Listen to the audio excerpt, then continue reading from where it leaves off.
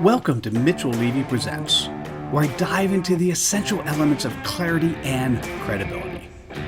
Hosted by global credibility expert Mitchell Levy, today's episode offers invaluable insights to make you think and act more credibly. Join us as we explore living your values, boosting your credibility, and leading purposefully. Hi, Mitchell Levy, global credibility expert, and we are at the most fun time of my day. It's always cool to hang out with really powerful humans.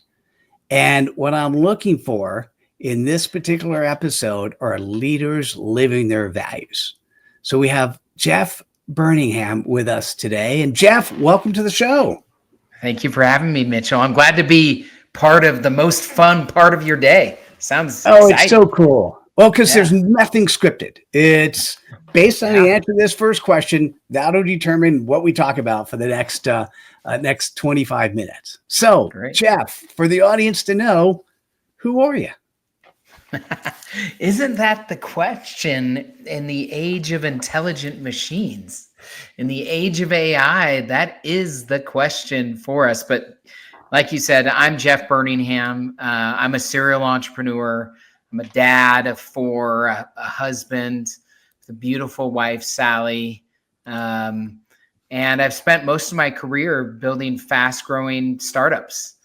And most recently, in 2020, kind of lost my mind, ran for governor here in the state of Utah, lost during the pandemic, had space and time for the first time in my adult life. And I've often said I'm an adjunct professor of entrepreneurship at BYU down the street here in Provo, Utah.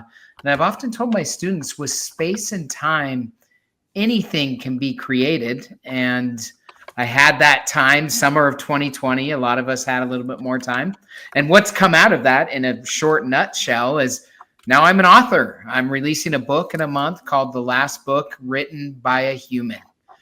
Becoming Wise in the Age of AI. It's about humanity and AI. So I've had a couple different lives, it seems like, in my career. It's been a fun journey and a good ride. Well, I have to tell you, I've asked that question over 100 times. And you're the first person to actually put a name to their spouse. So congratulations. I made a mental note. Damn, I have to do that myself. She is my soulmate. She is, I would not be here without her. There's no way I could do what I've been doing. And so I owe so much to her, to Sal. And I talk quite a bit about her in the book. Oh, nice. So if you were going to pinpoint a single thing or a single thread or focus of what Sally was able to give you or do for you, or how she influenced you, what would it be? That's easy, Mitchell. Like love. And I know it's simple, but unconditional love. Isn't that what we're all searching for? Is the two greatest human needs are to love and be loved. That starts from a very young age. And I think it never ends, by the way, until the day we die, and even past then, of course. But in existence, we want to love and be loved. And so she has offered that love consistently. I mean, I've grown several billion-dollar companies. You know, that's not easy. That takes a lot of time. I was not around when my four kids were young. I missed some things, and I took her into politics. I did a statewide campaign as a non-politician. There's nothing more ugly than the world of politics. And she stood by my side consistently. I say in the book that really, in a lot of ways, she's my guru. You know, we all have people that we look up to, people that are there for us, our gurus, so to speak. And I would certainly say that my wife has been that for me. While I was out winning awards that don't really matter and giving interviews and blah, blah, blah, she was comforting a friend in need, or, loving a child. I mean, the things that really matter in life. So I appreciate her example so much. And I never talked about her this much in a podcast, by the way, but it's fun to talk about her. Always love it. Dude, that is so amazing. There were many things as you and I did our pre-call that I thought, there are a lot of overlaps and relatable things here. And I'm going to say that is one more. Cool. So my wife's name is Alex. First time I've mentioned that on this podcast. And she's the same. She's the same. Now, God, I had two different directions to go. And as much as I might get to the second one, but here's what popped in my mind. What you said, don't we all want and look for unconditional love? And the answer to that question is unfortunately no. And I wish it was. Yeah. Because if we're going to simplify it, abundance mentality versus scarcity mentality, there are way too many people who focus on a scarcity mentality and not what you're talking an abundance mentality. Why do you think that is? And how do we change that? That's a great question. I mean, I think the two big things that come to mind are programming. I mean, humans can't survive. When we come out of the womb, if someone does not take care of us, we're not going to last too long. So our programming, and this is kind of interesting in the face of AI, by the way, you think about how we are now programming AI, but think of how we program a child. This isn't bad or good per se. It's actually a necessary step in the maturation process. But a lot of the programming we receive, of course, is beautiful and good. A lot isn't so good. And a lot is modeled for us very early on that is not unconditionally loving. I grew up in a very strict household. I was the oldest of 6 children. And I'll tell you what, I felt like if I did not, keep the rules, so to speak, and there's a lot of good in this too and beauty, but if I did not do that, I grew up in a very conservative religion that kind of gave you all the answers to existence in a nice little box right from the beginning.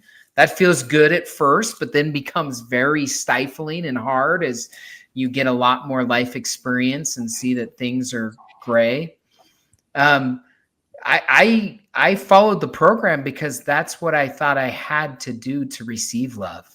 I think that's a good example of conditional love. So what's modeled for us, number one, is the number one thing I'd say. The second thing I'd say is just the accumulated trauma of life. We all have our stories. We all have our trauma. We all have our difficulties. Again, something when I'm speaking in front of groups of people that I often say is, I don't know much about all of you, but here's one thing I do know that we share in common. As every single person walks into this room, they are struggling with something. There is something that is profoundly on their heart, their mind, that is weighing them down.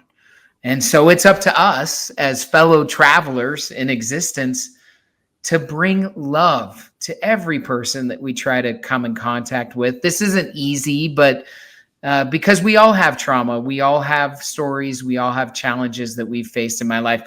So those are two reasons, I think. But as we grow up, we can lean more into love. And to tie this around, if I could, I think that this is the main purpose AI is here, to remind us of the beauty of being human, the messiness of it, and to return us to love. I know that's woo-woo kind of high level. I think that is the divine big purpose of AI, and it's something that I think we can accomplish together if we want to, even though it doesn't feel like that maybe today or all the time, I can only say I want that world. And then the first question that comes out of that is, some would say that you woke up, because what happens is we are all, once we're born, we start getting this pre-programming, and the pre-programming isn't always the way in which the way in which you're talking now. So first, when did you wake up? What caused you to sort of start thinking this way? And then I've got a Yeah. follow-on question to that. So Yeah, it's a great question. I mean, I think that this has been an ever evolving process for me my entire life. And I think it is for all of us. The real, though, awakening, quote unquote, if you'd like to call that, came only with space and time, which I got married when I was 23. Mormons get married very young and very early. I started having kids right away. At a very young age, I was a Mormon bishop, a spiritual leader in our congregation of 500 people or so. I was starting these companies. I had become a human doing. I was addicted to doing. And there was always something more that you could do. That was the air I breathed in. That was my programming. That was my program. And I went for it hard. Now, that benefited me a lot in life. It also hurt me. It's interesting in the book, I tell a little story about kind of climbing my little personal mountain of success. And what I say, Mitchell, when I get to the top is there's only a cold howling wind at the top of our little mountains of success. There's only void. There's nothing different up there. Let me just tell you. That doesn't mean that people won't climb that mountain, and that doesn't mean that it's all bad. There's a lot of good in it. There is some bad. But when you get to the top and you realize, oh, all my questions aren't answered. I'm not always happy now. Things aren't perfect as I thought they would be. You're left to look inside.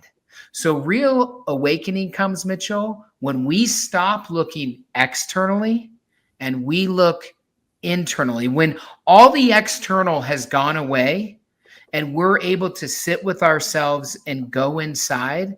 I think that's when awakening happens. And I'll just tell you right now, I did not have time for that in my adult life because of my choices, good and bad, until I lost this governor's run in the summer of 2020. So I'm 48 now. That was 5 years ago. So 43 years old is when I had space and time to really consider these things, to go inside myself and to go into my being.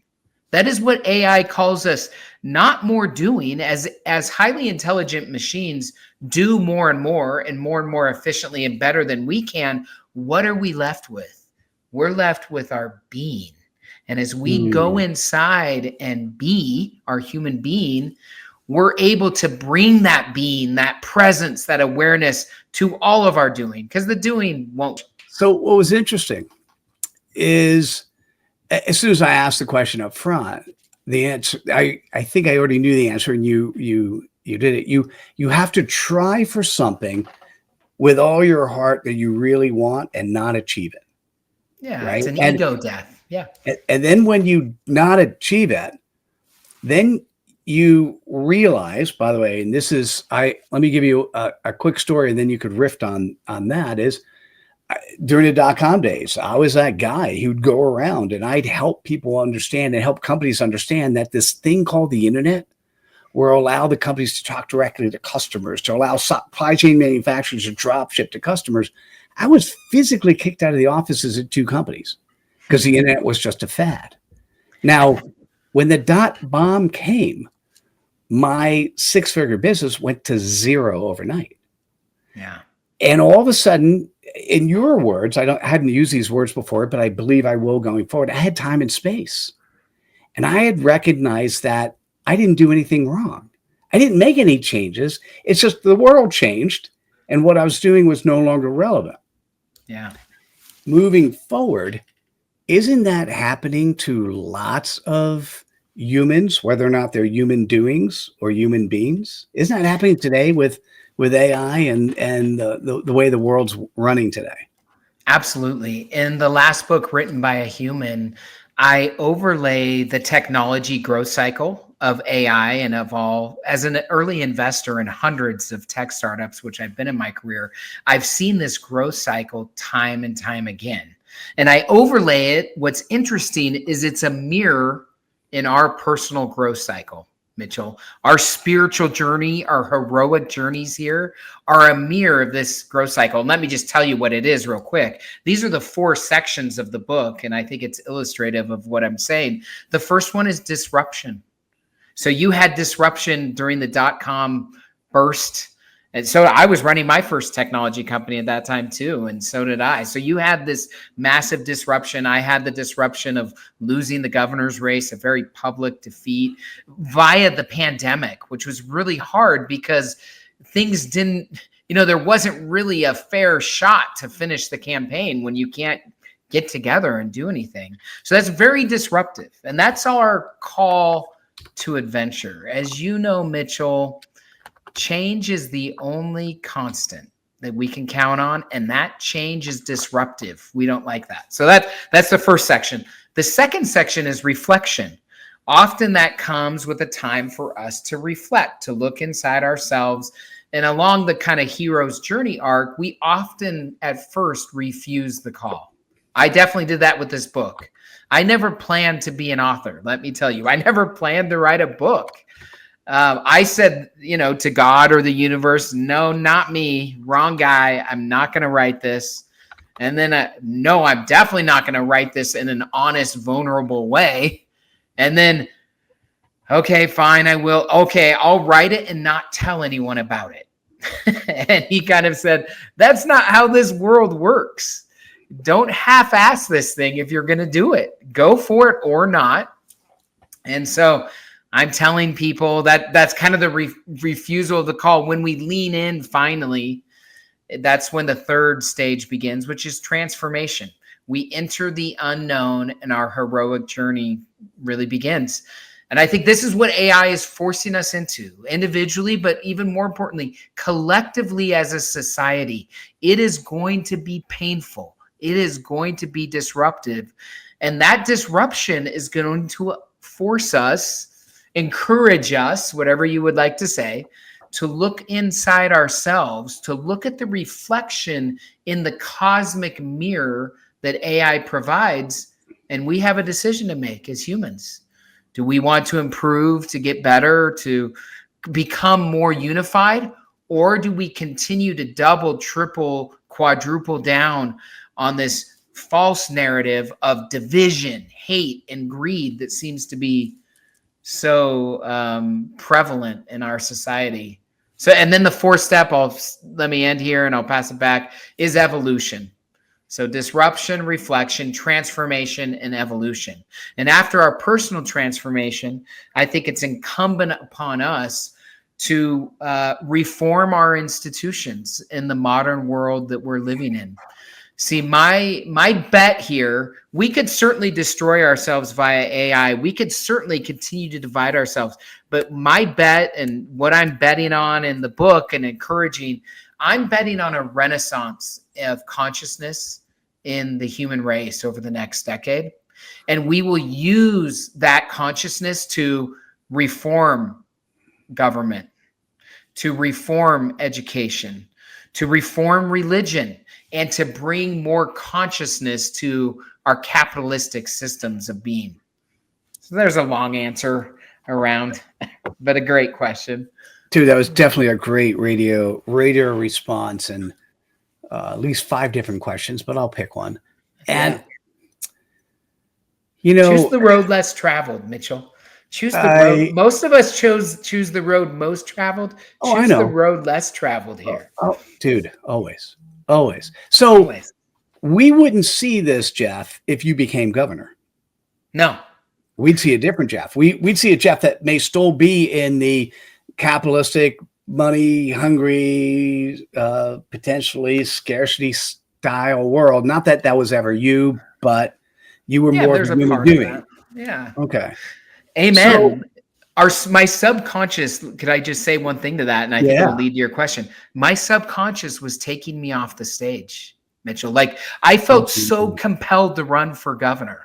And I didn't know why, because I didn't have a political background. Again, it wasn't necessarily my plan. My business partners, all the boards I was on, the CEOs and entrepreneurs I were mentoring were like, what are you thinking? Politics is so ugly. You're like at the top of your game. My firm was crushing it. I say this in the book. We were crushing it. I was living the dream, all the stupid cliches, but something was luring me into deeper waters. It was my subconscious. And only with hindsight can I now see, oh, it was taking me off the stage so that I could do the work I'm doing now, so that I could write this book, so that I could go inside myself, try to heal myself and lean into my being and less into doing. So, sorry. No, not a problem. I want you to be excited about who you are and sharing your values and how you got here. And you're doing just that. So now the question is, I'd like to see someone like you or you be the next governor of each state. I want to see if this is going to happen. It's not going to happen without a number of different players, business players, political players, religious players. How do we make that happen? So first, would you run again? And second, if you don't, how else are we going to make this happen? Great questions. Number one, I hope that I don't run again. I really hope that I don't run again. I have no plans to, sincerely. I don't have a plan here. I'm trying to follow the flow of the universe, the feeling of my own heroic journey. I'm trying to follow my heart. I definitely did that in the writing of this book. So I have no plans to run, but I also wouldn't completely rule it out, because if I felt absolutely compelled, just so you know, I would run. Even though I don't want to, I would do it. So that's the answer number one. Number two, Mitchell, I've come to understand and to realize and believe our leaders are a reflection of us. So when we change, our leaders change. So as humanity becomes more conscious, as we become more involved civically or otherwise, I think we allow change to be a possibility within the leadership that we're seeking. So I believe that a new brand of leader, I think I say this once or twice in the book, a new brand of leader is being raised up right now.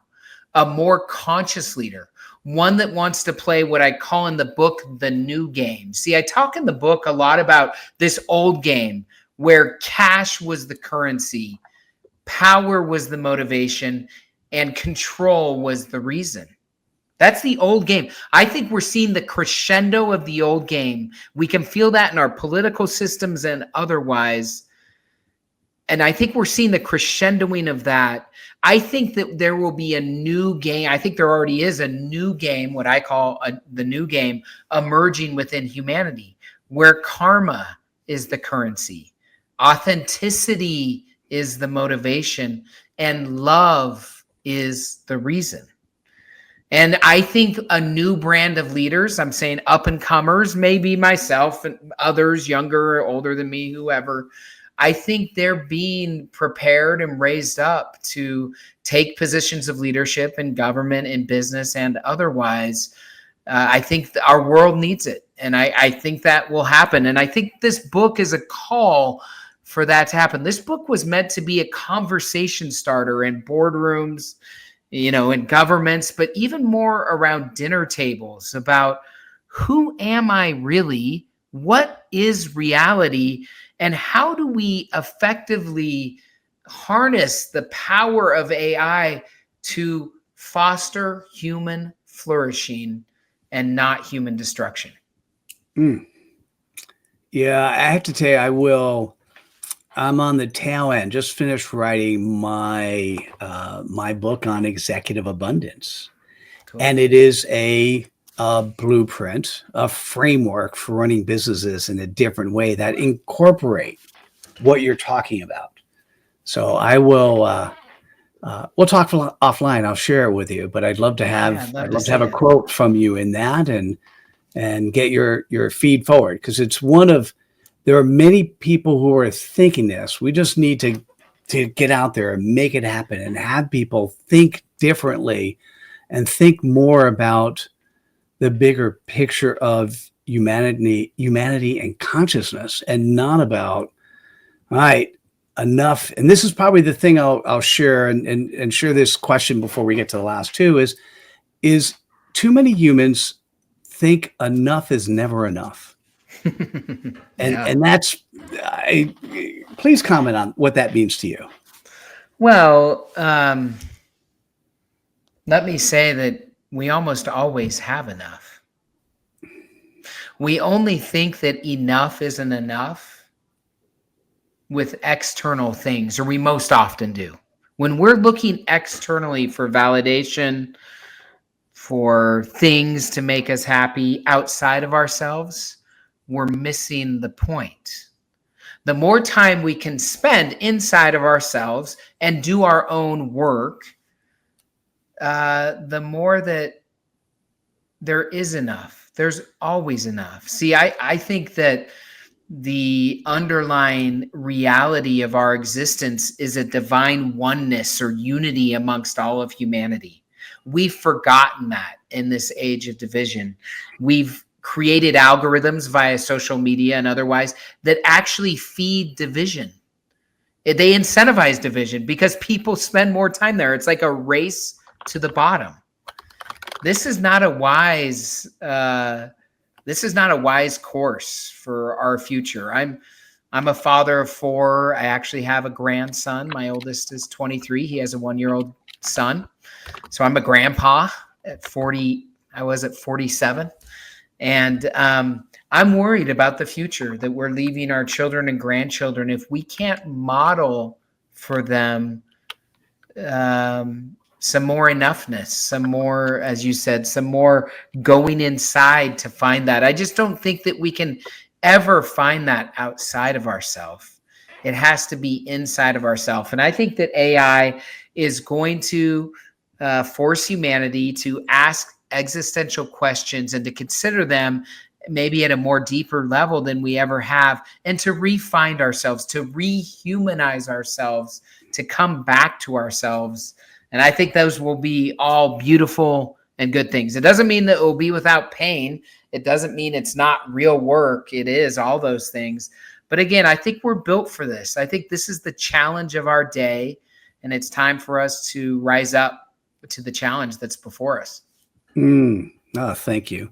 Hey, Michael, thank you for your question and for paying attention. And actually wanting Jeff to run again for governor. I'm sure he appreciates that. Maybe Sally does or does not. We'll see. We're at the Who's Michael? Oh, there's a guy who is on LinkedIn. You'll see. I'll make sure you see his okay. note. Got he it. has a question. So, and Michael Oyshamike. Oh man, I'm sure I didn't get that right. He has an interesting last name. If you could pronounce it, I'd love to see it. What's his question? He basically asked a question, but I have 2 questions and we're at the tail end. So we could either ask that one, or the first one is, if people are excited and want to reach out to you after listening to you, how best can they do that? Yeah, the best way to stay in contact with me is just via my website, jeffburningham.com.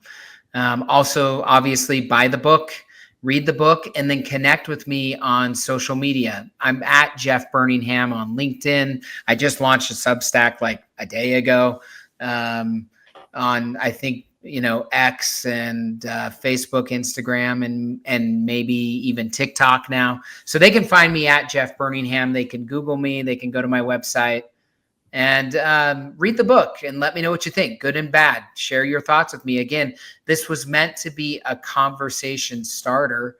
And I think I hope there'll be a lot of productive conversations that we have over the years to come based on some of the principles and ideas that I've shared in this book. That's great. Hey, based on this conversation, is there a question I should have asked you that I didn't?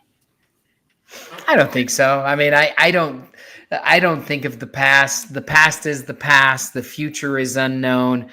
I'm a present moment kind of guy. I think what's interesting to consider in all this, if you understand my background, which I didn't talk a lot about, but people can Google that and find me. The question is, why would I do this? There's nothing in writing this book for me, especially in the way that I wrote it. See, a lot of my peers or people that have had business success might kind of write a puff piece about, here's how I'm so great in business, and here's what I've learned, and I'm going to tell you the way. This book is not that, Mitchell. This book, if anything, highlights my frailties, highlights my shortcomings. It's very vulnerable, very honest for the communities that I'm in, politically, religiously, and otherwise. And I think the answer to that question, so why in the world would I do this? I don't have a product for you to buy. I don't have a seminar to sell, or, there's nothing in this, so to speak, for me. The only reason I do it is I felt like I had to, Mitchell. Like I felt massively compelled to share my story, to write this book, to share the ideas that I feel like they weren't just my ideas. They were kind of coming through me, in as much as they were coming through me. And I felt like I had to share them. I had to share the truth. And I think that's an interesting example or pattern that a lot more of us could follow, to follow our hearts, to follow our own heroic journey. I think that's what we're on. And I think that AI is going to force us into a collective heroic journey here as humanity here shortly. And I'm excited for that time, for that challenge. There's a lot of trepidation and fear around it as well, but we need to be optimistic, do our best. And so I don't know. I guess that would be the question. Well, there you go. You not only didn't have a question, but you really had one and you answered it. So thank you. I appreciate that. And in doing so, you're really echoing all the values, or many of the values, of credibility. You're coachable, you're authentic, you absolutely are vulnerable. It appears that your integrity, internal and external, are aligned. We need more politicians to be that way. Why did you write the book? You're a servant leader, and you have the intent and commitment to do the right thing, even if it's not directly for yourself, but it's for your kids and future generations. And that comes through in who you are and how you show up. So I just want to say thank you for showing up today. Thanks for hearing the call and doing something about it. I really appreciate it. Thank you, Mitchell. That was very kind of you. Anytime we're with another human being, it's the most sacred time that we have. So I really appreciate being with you this afternoon. Thank you. Oh, as do I. You're welcome. And listen, for those that are still here, even just Mike and others, do me a favor.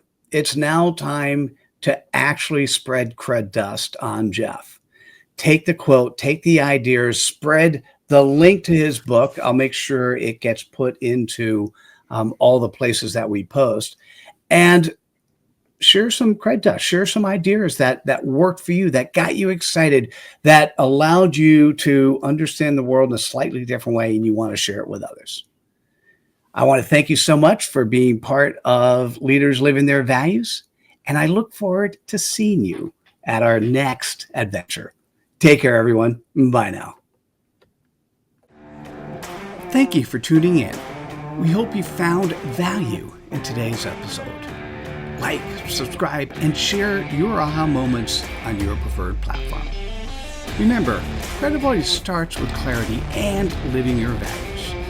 Learn more at mitchelllevy.com. Until next time.